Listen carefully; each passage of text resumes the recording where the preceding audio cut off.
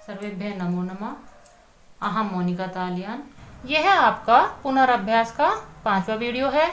इससे पहले हम अपनी पुनर्अभ्यास की 4 वीडियो कर चुके हैं। उनमें आपके तीनों ही पाठों के लगभग सभी प्रश्न हम कर चुके हैं। इसके बाद आपके पुनर्अभ्यास की कोई वीडियो नहीं होगी। आपके लिए मैं आपके प्रश्नों की प्रश्नोत्तरी लेकर आऊँगी, जिसमें आपके प्रश्नों को मैं अलग से लिखकर आपके सामने उन प्रश्नों की हिंदी समझाऊंगी, क्योंकि आपको अपने प्रश्नों की हिंदी पता होनी चाहिए। आप उन प्रश्नोत्तरी पर अपने परीक्षा के लिए अभ्यास करेंगे। अभी हम अपनी इस वीडियो में देखते हैं प्रश्न निर्माण कुर्वन्तु। इस वीडियो में हम अपने प्रश्न निर्माण करना सीखेंगे।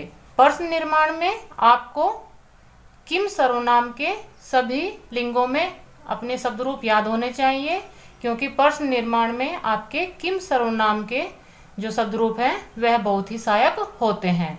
जैसे आपका पुल्लिंग का शब्द होगा तो उसके स्थान पर आप किम सर्वनाम में पुल्लिंग के शब्दों का ही प्रयोग करेंगे। इसके अलावा आपके प्रश्नवाचक जो शब्द होते हैं उनमें आपके कुछ अव्यय जो प्रश्नवाचक शब्द होते हैं वह भी हैं, उनको भी आप एक बार ध्यान से देख लेंगे। जिन अव्यय पदों की मैं आपको बात कर रही हूँ वह आपके ये हैं। जैसे कदा, कदा आपका समयवाचक होता है। जब भी आपके प्रश्न में समय के बारे में पूछा जाता है तो वहाँ पर आपका कदा प्रयोग होता है।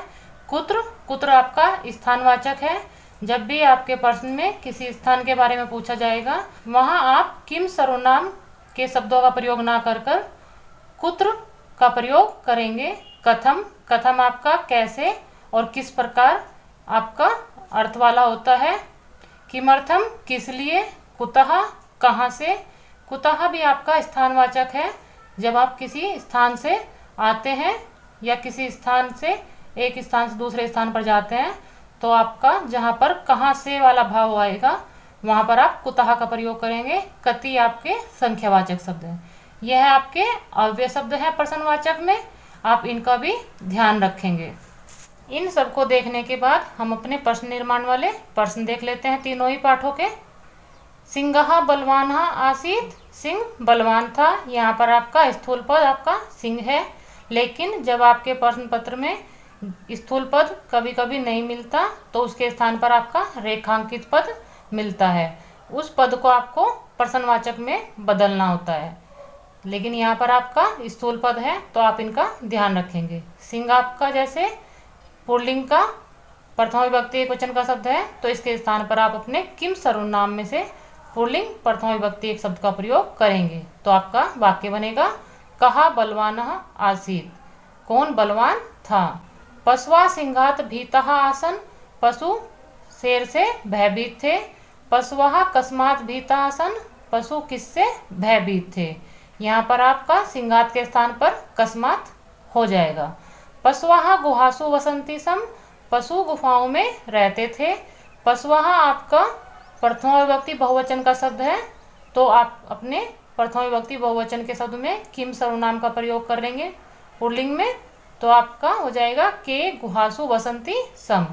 सिंह आपका आप जानते ही हैं किस विभक्ति का शब्द है तो उसके अनुसार आप लिख लेंगे। कहा सिंह गुहायाः समीपम आगच्छत के स्थान पर कहा गुहायाः समीपम आगच्छत हो जाएगा। पशु नाम संख्या न्यूनतरा अभवत, पशुओं की संख्या कम हुई थी। तो आप पशु नाम षष्ठी विभक्ति का शब्द है आपका बहुवचन का, तो किम सर्वनाम में से षष्ठी विभक्ति बहुवचन से आप अपना शब्द लेंगे केसाम संख्या न्यूनतरा अभवत, तो आप अपने केसाम का प्रयोग करके अपना वाक्य बना लेंगे। सृगालः उच्चै आवदत, सृगाल ऊंचे बोलता है। सृगालः में आपकी प्रथम विभक्ति एक वचन का है यह शब्द, तो आप अपने किम सर्वनाम में से प्रथम विभक्ति एक वचन का कहा शब्द प्रयोग करके वाक्य बनाएंगे। कहा उच्चै आवदत। इस प्रकार आपको अपने किम सर्वनाम के शब्द रूप तीनों ही लिंगों में याद होने चाहिए। किम सर्वनाम की वीडियो मैंने आपकी बनाई हुई है, आप अपने चैनल की प्लेलिस्ट में जाकर उसको देख सकते हैं। यह आपके दूसरे पाठ के प्रश्नवाचक शब्द हैं, इनको भी आप देख लीजिए। छात्रः मूर्खः आसीत्, छात्र मूर्ख था तो आप छात्रः देखेंगे। तो यह है आपका प्रथम विभक्ति एक वचन का शब्द है पुल्लिंग में। तो आप अपने किम सर्वनाम में से प्रथम विभक्ति एक वचन का शब्द लेकर बनाएंगे। कहा मूर्खा आसीत्, कौन मूर्ख था। छात्रः कूपम आपश्यत, छात्र कुआं देखता है। तो आपका कूपम यहाँ पर स्थूल पद है, तो इसके स्थान पर आपको अपने प्रश्नवाचक शब्द का प्रयोग करना है। तो वह आपका कम, क्योंकि कूपम आपका द्वितीय विभक्ति एक वचन का शब्द है, तो इसके स्थान पर आप कम का प्रयोग करेंगे। छात्रः कम आपश्यत। मैंने आपकी जो प्लेलिस्ट में किम सर्वनाम की वीडियो बनाई है, उसमें मैंने आपको समझाया भी है कि किसके स्थान पर आपके क्या शब्द प्रयोग होते हैं। हम उनको किस प्रकार प्रयोग करते हैं अपने कर्ता के स्थान पर जब हम अपना प्रश्नवाचक शब्द बनाते हैं। तो आप एक बार उसको देख लीजिए। छात्रः मातरम अपृच्छत्, छात्र माता को पूछता है। छात्रः काम अपृच्छत्, यहाँ पर आप ध्यान देंगे कि द्वितीय विभक्ति का यह आपका एक वचन का शब्द है मातरम, लेकिन यह स्त्रीलिंग होने के कारण आप अपने काम शब्द का प्रयोग करेंगे, क्योंकि किम जो आपके सर्वनाम शब्द रूप है वह स्त्रीलिंग में अलग रूप से चलते हैं। तो आप अपने स्त्रीलिंग का और पुल्लिंग का भी ध्यान रखेंगे। घटस्य अधः एकः गर्तः आसीत्, घड़े के नीचे एक गड्ढा था। घटस्य आपका षष्ठी विभक्ति का शब्द है, तो आप अपने षष्ठी विभक्ति वाले शब्द को ही यहाँ पर प्रयोग करेंगे। कस्य अधः एकः गर्तः आसीत्, किसके नीचे एक गड्ढा था। आप अपने शब्दों को प्रयोग करते हुए अपने वाक्य में जो आपके कारक चिन्ह आते हैं उनसे भी अपनी विभक्तियों को पहचान सकते हैं। इसके लिए मैंने आपकी कारक चिन्ह वाली वीडियो भी आपकी प्लेलिस्ट में बनाई हुई है, आप उसको भी देख लीजिए। उपहास कारणात् छात्रः दुखी आसीत्, उपहास के कारण छात्र दुखी था। यहाँ पर आपका उपहास कारणात् पंचमी विभक्ति का शब्द है, तो आप अपने किम सर्वनाम के पंचमी विभक्ति वाले शब्द का ही प्रयोग करेंगे। वह है आपका कस्मात्। कस्मात् छात्रः दुखी आसीत्, किससे छात्र दुखी था। बालकः विचारमग्नः अभवत्, बालक विचारमग्न हुआ। बालक आपका बालकः शब्द आपका प्रथम विभक्ति एक वचन का है, तो आप अपने प्रथम विभक्ति एक वचन में पुल्लिंग में शब्द लेंगे कहा। कहा विचारमग्नः अभवत्, कौन विचारमग्न हुआ। इस प्रकार आप अपने किम सर्वनाम से बहुत ही आसानी से अपने प्रश्नवाचक जो आपके प्रश्न निर्माण वाले प्रश्न होते हैं उनको करना सीख जाएंगे। यह आपके तृतीय पाठ के प्रश्न निर्माण वाले प्रश्न हैं, इनको भी आप देख लीजिए। वृक्षः अस्माकं जीवनम सन्ति, वृक्ष हमारे जीवन है। वृक्षः आपका प्रथम विभक्ति बहुवचन का शब्द है, तो आप इसके स्थान पर अपने किम सर्वनाम में से ही प्रथम विभक्ति बहुवचन का शब्द लेंगे पुल्लिंग का, तो वह होता है आपका के अस्माकं जीवनम सन्ति, क्या हमारा जीवन है।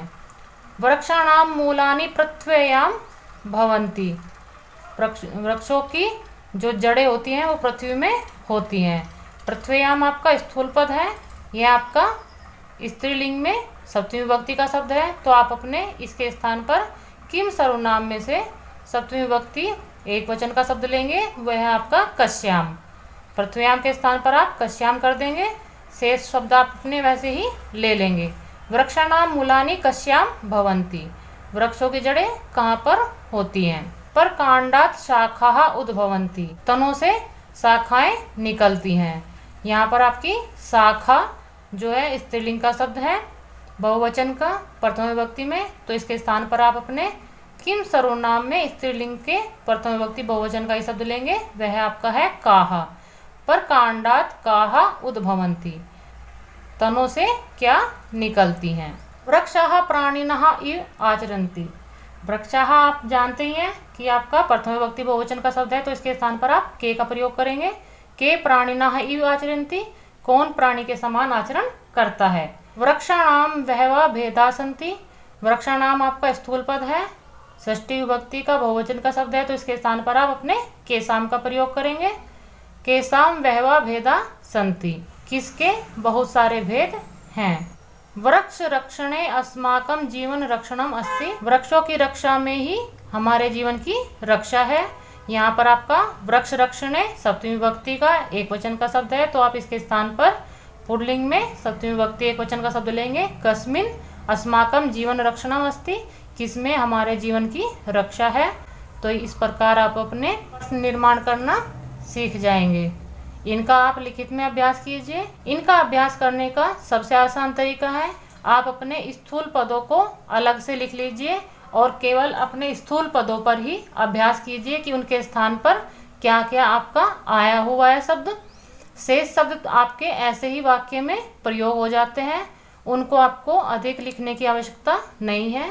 लेकिन आपके प्रश्न निर्माण में जो आपके स्थूल पद आए हुए हैं उनको आप अपनी कॉपी पर अलग से लिखकर उस पर आप अभ्यास कर लीजिए। सबसे अच्छा है आप अपने किम सर्वनाम संवाचक शब्द मैंने बताए हैं उनको आप अच्छे से याद कर लें। ये वीडियो आपकी सभी चैनल की प्लेलिस्ट में मिल जाएंगी। मिलते हैं अगली वीडियो में। सर्वेभ्यः नमो नमः।